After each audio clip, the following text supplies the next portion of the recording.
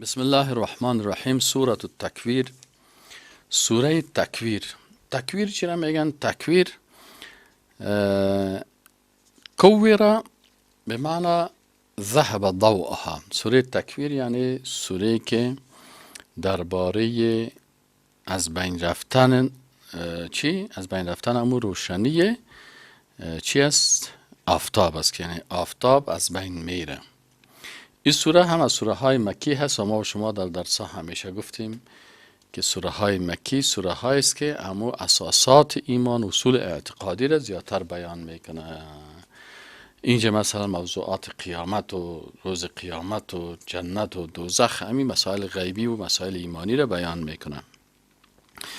بسم الله الرحمن الرحیم. اذا الشمس کورت. اذا الشمس، هنگامی که الشمس آفتاب، کوره.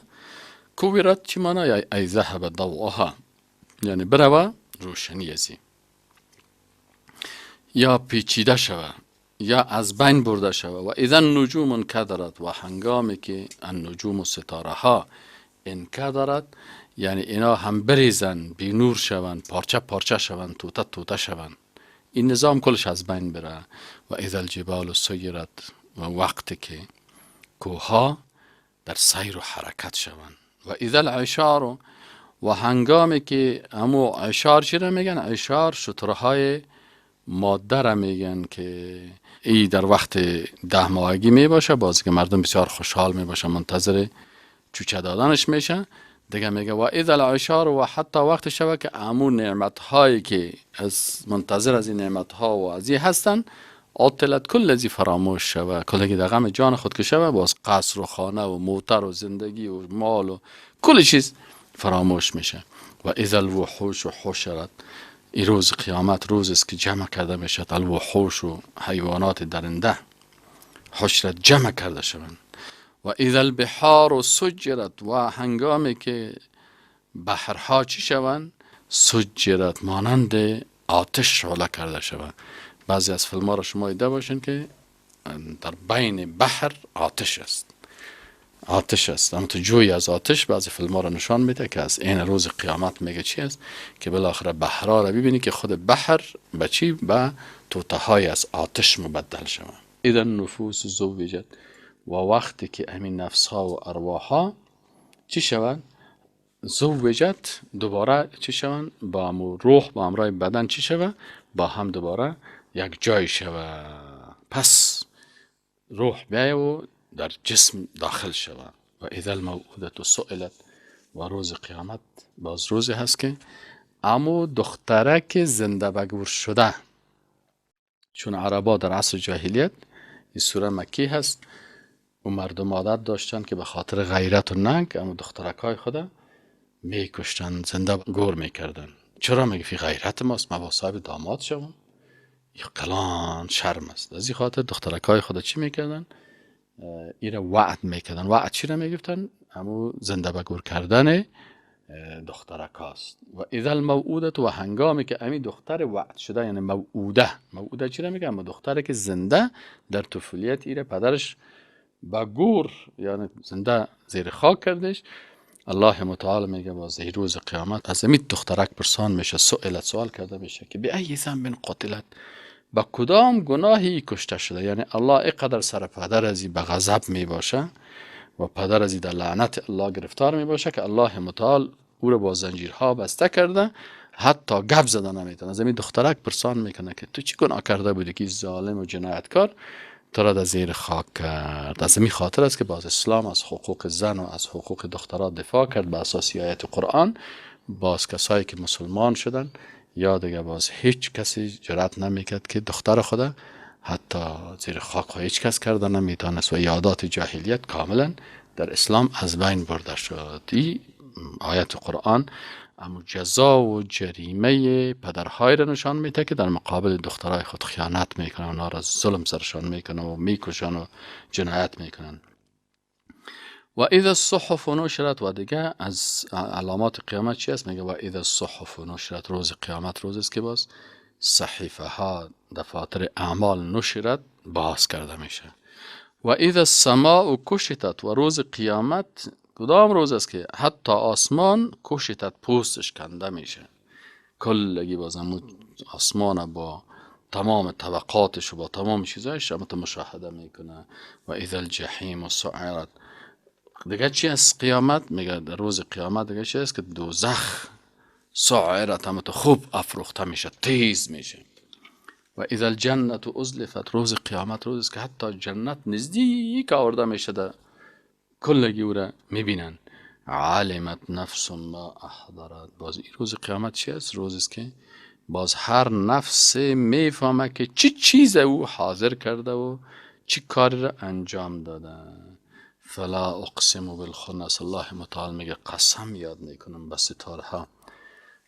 ستاره های خنس کدام ستاره های را میگن که او را خنس به خاطر از این میگن که یک دفعه معلوم میشه، یک دفعه پنهان میشه. پس الله متعال میگه به می ستاره ها قسم یاد میکنه. الجوار الکنس، که اینا الجوار جاری هستن یعنی سیر میکنن، الکنس غائب شونده. یک دفعه روشن آشکار میشن، دیگه دفعه باز چی میشه؟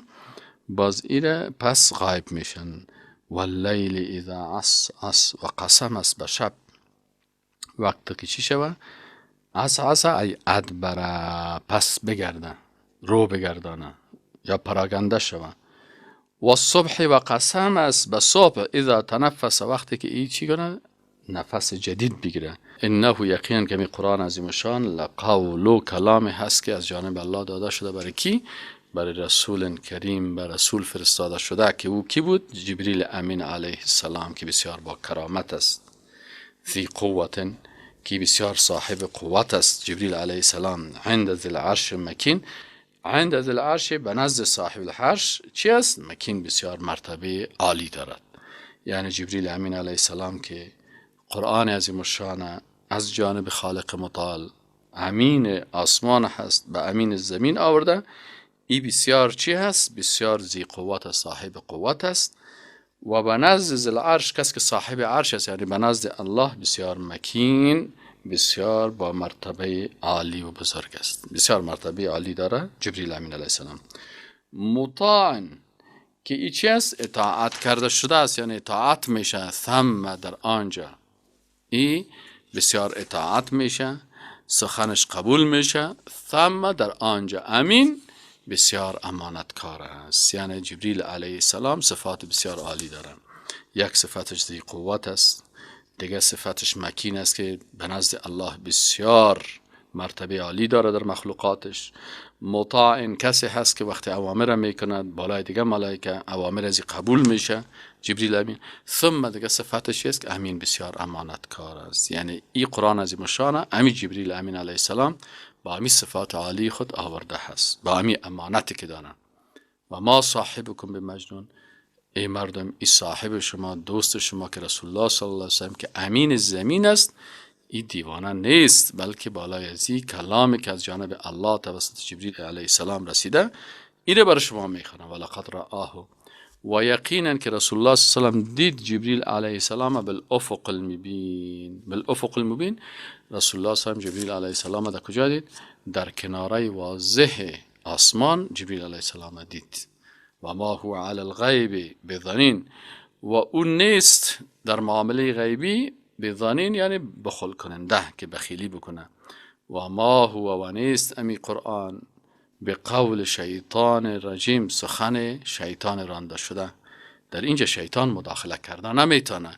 چرا؟ جبریل علیه السلام پیشتر الله متعال گفت چی است؟ ذی قوت است، بسیار قوی هست. شیطان نمیتونه که در مقابل قوت از ایستادگی بکنه و کدا عملی بکنه.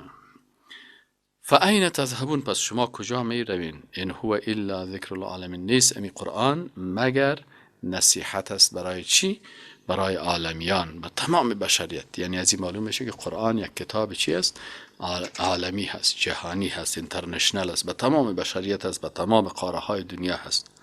لمن، برای هر کسی که شاء بخواهد منکم از شما ان یستقیم، ای که برای مستقیم بره. یعنی قرآن ذکر است، نصیحت است، پند است، هدایت است برای کسایی که بخواهند که در راه مستقیم برن. و ما تشاءون الا ان یشاء الله. پس شما نمیتونین یک کار را بکنین یا مشیت کرده نمیتونین مگر که الله اراده بکنه که او رب العالمین است.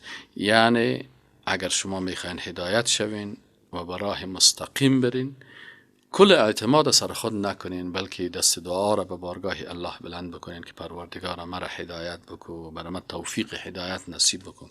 از این خاطر ما شما در هر رکعت نماز میگیم اهدنا الصراط المستقیم. چرا؟